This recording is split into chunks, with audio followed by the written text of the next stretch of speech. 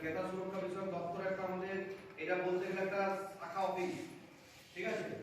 এখানে আমাদের ওনারা প্রতি বছর একবার দুবার কখনো তিনবার করে আসেন, এসে পর আমাদের উঁচু ক্লাসে বিশেষ করে যারা 9, 10, 11, 12 ছাত্রছাত্রী আছে তাদেরকে একটু সচেতন করার চেষ্টা করেন যে যাতে তোমরা কোনো জিনিস কেনার সময় যেন পাকা বিল নেবে। যেমন মোবাইলে তোমরা মেয়েরা জানো অনেকে বিলগুলো দিচ্ছিল, আমরা আবার নোট করে দিচ্ছিলাম যে এই বিল হবে না।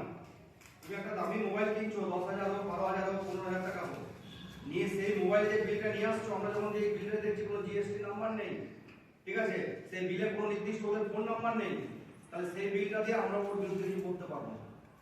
কিন্তু তুমি তো টাকাটা দিয়েছিলে, তাহলে তুমি যখন টাকাটা দিয়েছিলে সেই টাকাটা যখন পেমেন্ট করছো তোমার কিন্তু পাকা বিল নেওয়ার অধিকার আছে, যেখানে জিএসটি তোমার লেখা থাকবে, সেন্ট্রাল জিএসটি কত পেয়েছে, স্টেট জিএসটি কত পেয়েছে।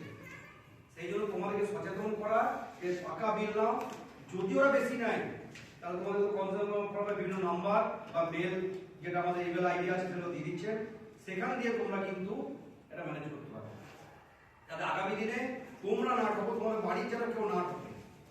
এবং এর জন্য উনি বললেন কেস করার জন্য কোনো টাকা পয়সা খরচা হয় না, কোনো উকিলের জন্য পয়সা খরচা হয় না, এবং কোনো ভয় নেই তোমাদের যে ওর বিরুদ্ধে আমি এটা করবো, তার বিরুদ্ধে আমার কোনো তোমাদের ভয় নেই।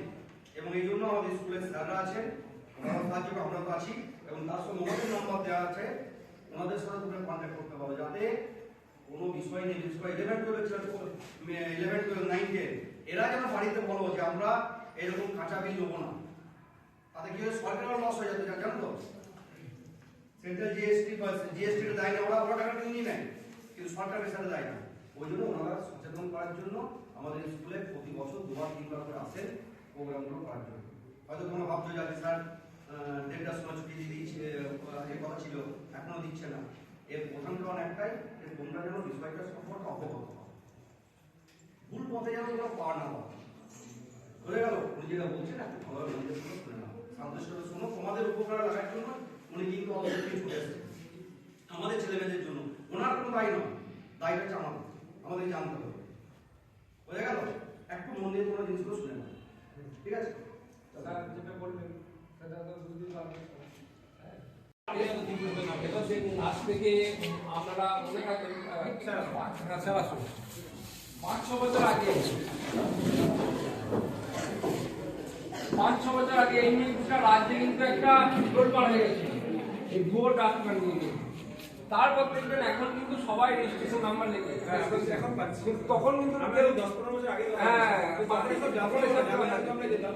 বিভিন্ন জায়গায় আমাদের ভয় থাকে যে আপনাদের অফিসে গেলাম কেউ টাকা চাইবে কিনা, এটা বিভিন্ন অফিসে অনেক সময় ভয় প্লাস সত্যি।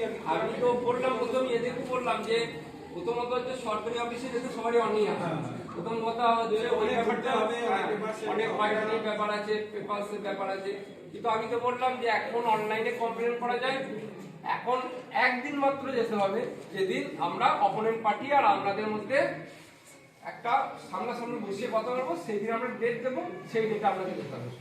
আর বাকি অনলাইনে এখানে দেওয়া আছে ইউআরএল এর নাম, ওখানে ঢুকে আমরা মোবাইল নাম্বার দিয়ে রেজিস্ট্রেশন করে আপনারা সেইখানে যদি আমার প্রপোজালটা বা আমার কমপ্লেনটা ক্যান্সেল হয় তাহলে তো আমাকে কিছু টাকা দিতে হবে না। না, এখানে আমরা প্রমাণ করতে যে আমি ঠকেছি বা সেই আমাদের এটা অ্যাডমিনিস্ট্রেটিভ বিভাগ, এখানে কোনো রকম টাকা লাগে না, 1 পয়সাও টাকা লাগে না এখানে। এবং এখানে ভয় পেতে পারে যে আমি হেরে গেলাম তাহলে আমাকে টাকা দিতে না না না না এটা আমাদের এটা আমি প্রশ্ন করছি। হ্যাঁ হ্যাঁ আপনি বলছেন ভালো, এরকম ব্যাপারটা বুঝুন। এখানে কিন্তু কোনো রকম পয়সা লাগে না, এবং এখানে কোনো রকম উকিলের দরকারও নেই, নিজের যুক্তি নিজে বলবে। মানে কি, নিজে ঠকে গেলে নিজের সপক্ষে যে আমি এই জিনিসটা কিনেছিলাম, এই আমার হয়েছে, নিজের কথা নিজে বলবে। এখানে উকিলের কোনো দরকার নেই, কোনো রকম উকিল যাবে না, নিজের কথা নিজেই বলতে পারবে। হ্যাঁ, ক্যাশ মেমো বা বিলটা আমার ঠিকঠাক থাকতে হবে। নিজের ক্যাশ মেমো বিল যেটা সেটা, হ্যাঁ ক্যাশ মেমো বিল রাফ লেখা থাকে, এস্টিমেট লেখা থাকে সেটা না, ক্যাশ মেমো বিলটা থাকতে হবে। আর সবাই কি বলছি ওই জন্য যে ঠকে যাওয়ার আগে সচেতন হতে হবে, মানে ক্যাশ মেমোটা নিতে হবে, ক্যাশ নিতে হবে। আর এক্সপায়ারি ডেট, প্রথম কথা এক্সপায়ারি ডেট দেখে অবশ্যই কিনতে হবে জিনিস, ওইটা মাস্ট একবারই। হ্যাঁ, আর তারপর তো ঠকে গেলে তো আমরা আছি, আমাদের ধরো না হলে তখন করলাম। আর ভিডিও অডিও এগুলো কি হ্যাঁ, ভিডিও অডিও করে রাখতে হ্যাঁ, হ্যাঁ, ভিডিও মানে অডিওটা ধরুন অডিওটা আমরা তো সেরকম মানে এক্সপার্ট সেরকম নেই যে এই অডিওটা এরই এটা ধরুন আজকে দেখুন ওটি চলছে কিরকম কতদিন লেগে যাচ্ছে ওইটা ওর কণ্ঠস্বর নাকি সেটা প্রমাণ করা যায়। হ্যাঁ, 15,000 টাকা বিল কিন্তু ফেরত দেওয়া হয়েছিল, টাকাটা যেটা বেশি এক্সেস কেটে নিয়েছিল। হ্যাঁ, এইসব ক্ষেত্রে আবার আরো আচ্ছা সবারই বাইক আছে, বাইক মোটামুটি ঘরে সবারই আছে। একটা মজার কেস বলি, তারাশঙ্কর রয় বলে একজনের বাইক ওনার বাইকে তো সবাই ইন্স্যুরেন্স করা থাকে, ওনার ইন্স্যুরেন্স করা ছিল ICICI নাম্বার ইন্স্যুরেন্স। কি হয়েছে বল, ওনার বাইক চুরি হয়ে গেছে, উনি ক্লেম করেছেন, ক্লেম করে ক্লেম রিজেক্ট হয়ে গেছে কেন? বলছে আপনি তো আগে জানাননি। বলছে আগে জানাননি মানে আমরা তখন এরাইজ করলাম কোশ্চেনটা, উনি পুলিশে জানানোর 1 সপ্তাহের মধ্যে ইন্স্যুরেন্সকে জানিয়েছেন। বলছে আপনাদের কাছে কোনো গাইডলাইন থাকে কিন্তু কতদিনের মধ্যে আমাদেরকে জানাতে হবে, ওরা সেরকম কোনো কাগজ প্রোভাইড করতে পারেনি। ফলে 37,000 টাকা ওই বাইক যিনি মালিক তারাশঙ্কর রায় ওনাকে পেমেন্ট করেছিল ওই ICICI নাম্বার। এরকম অজস্র উদাহরণ আছে, সব উদাহরণ বলা সম্ভব নয়। বেশি কমপ্লেন আসছে কিন্তু এখন বলে দিচ্ছি মেডিকেল ইন্স্যুরেন্স সবথেকে বেশি কমপ্লেন।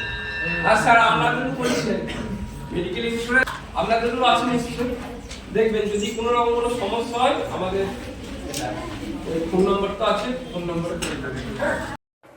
যে বিল আসে সেই বিলটা দেওয়ার কথা, কিন্তু ওনার ক্ষেত্রে বিল এক্সেসিভ বিল চলে এসেছে। উনি কমপ্লেন করলে আমাদের এখানে ইলেকট্রিক অফিস থেকে ওনাকে 15,000 টাকা বিল কিন্তু ফেরত দেওয়া হয়েছিল, টাকাটা যেটা বেশি এক্সেস কেটে নিয়েছিল। হ্যাঁ, এইসব ক্ষেত্রে আবার আরো আচ্ছা সবারই বাইক আছে, তো বাইক মোটামুটি ঘরে সবারই আছে। একটা মজার কেস বলি, তারাশঙ্কর রয় বলে একজনের বাইক ওনার বাইকে তো সবাই ইন্স্যুরেন্স করা থাকে, ওনার ইন্স্যুরেন্স করা ছিল ICICI নাম্বার ইন্স্যুরেন্স। কি হয়েছে বল, ওনার বাইক চুরি হয়ে গেছে, উনি ক্লেম করেছেন, ক্লেম করে ক্লেম রিজেক্ট হয়ে গেছে কেন? বলছে আপনি তো আগে জানাননি। বলছে আগে জানাননি মানে আমরা তখন এরাইজ করলাম কোশ্চেনটা, উনি পুলিশে জানানোর 1 সপ্তাহের মধ্যে ইন্স্যুরেন্সকে জানিয়েছেন। বলছে আপনাদের কাছে কোনো গাইডলাইন থাকে কিন্তু কতদিনের মধ্যে আমাদেরকে জানাতে হবে, ওরা সেরকম কোনো কাগজ প্রোভাইড করতে পারেনি। ফলে 37,000 টাকা ওই বাইক যিনি মালিক তারাশঙ্কর রায় ওনাকে পেমেন্ট করেছিল ওই ICICI নাম্বার। এরকম অজস্র উদাহরণ আছে। দেখিয়েছি, কারণ আমরা কি করে জানবো বোর্ড একটা এরকম আমাদের ওষুধের দোকানে বসছেন, অনেক দিনের পুরনো ওষুধের দোকান, ওখানে লেখাও আছে বিভাগের বসেন এই ওই দিয়ে, তারপরে ওনাদের হেড অফ দ্য ডিপার্টমেন্টকে আমাকে রেফার করেন। হেড অফ দ্য ডিপার্টমেন্ট আমাকে তখন আমরা করে বলেন যে কি করো না করো, আমি স্কুলে পড়াই নতুন চাকরি পেয়েছি, তখন উনি আবার দেখান যে ওই বেঙ্গল সাইডে কোথাও ক্লাবে কেউ একজন আবার উনি বসছেন বলে ওনাদেরকে আবার কমপ্লেন করেছেন যে মেডিকেল কাউন্সিলে। কিন্তু সেই সময় আমি ওষুধের দোকানের বিরুদ্ধে কি ব্যবস্থা নিতে পারতাম আমার তো জানা ছিল না। আমরা ভাবলাম যে কি মামলায় জানাবে, কি দরকার, কোথায় আবার কেস টেস হবে না হবে, কি করবো, আমি তো লড়তে পারবো না কেস। সেই জায়গাতে আমরা কিভাবে এগোতে পারতাম সেটা যদি আমি দেখি। হ্যাঁ, এবার সেই ক্ষেত্রে দেখুন, এই ক্ষেত্রে আমি আমার কাছে প্রেসক্রিপশন ছিল কিন্তু প্রেসক্রিপশনে কোনো ওনার নাম্বার ছিল নাম্বার মানে সেটা আমার রেজিস্ট্রেশন নাম্বার ছিল না, কিন্তু দোকানের প্রেসক্রিপশন বা ওনার প্যাড ছিল, দোকানে বসেন সেটাও সত্যি সমস্যা। সেইগুলো থাকবে, এই জিনিসটাই নেই রেজিস্ট্রেশন, উনি যে ডাক্তার হিসেবে মেডিকেল কাউন্সিলের রেজিস্টার সেটাই নেই। কিন্তু ওষুধ দোকানে উনি বসছেন তাহলে তার ব্যাপারে কি করতে? হ্যাঁ, সেটা ওষুধের মানে দোকানদারের বিরুদ্ধে বলছি, উনি কেন ওনাকে বসিয়েছেন? হ্যাঁ, সেটা তো আপনারা কমপ্লেন করতে পারেন।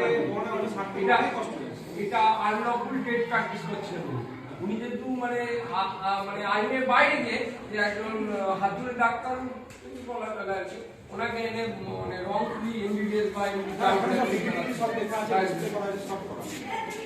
এটা আপনি ডাক্তারের সাথে করতেই পারেন, একটা আমাদের এখানে করতে পারেন, প্লাস মেডিকেল কাউন্সিল করতে পারেন। আপনি 2 জায়গাতেই যেতে পারেন, 2 জায়গাতেই আপনি যেতে পারেন।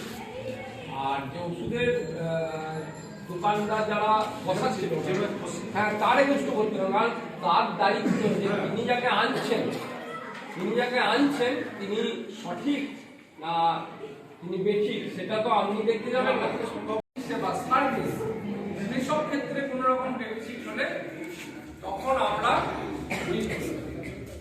আচ্ছা প্রোডাক্ট মানে তো আমরা জানি জিনিসপত্র তাই তো, যে কোনো জিনিস, হ্যাঁ, কেক, বিস্কুট, মোবাইল, ল্যাপটপ, গাড়ি, সব কিছু। আচ্ছা পরিষেবাটা কি জিনিস? সার্ভিস। পরিষেবাটা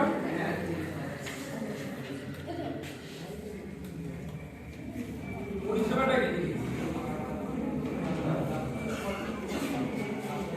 হ্যাঁ, ডাক্তার যেমন আমাদের আমরা কোথায় যাবো? হ্যাঁ, তখন আমরা কনজিউমার অ্যাফেয়ার্স, আমাদের এটা প্রশাসনিক কনজিউমার অ্যাফেয়ার্স, উপভোক্তা বিষয়। আমাদের আরেকটা পার্ট আছে, সেটা হচ্ছে কনজিউমার কোর্ট। আমাদের ক্ষেত্রে কি হয়, আমাদের প্রসেসটা করে দিচ্ছি। ধরো তোমরা এই যে মেডিকেল ইন্স্যুরেন্স বললো স্টার হেলথ, কে বললো স্টার হেলথ? Star health.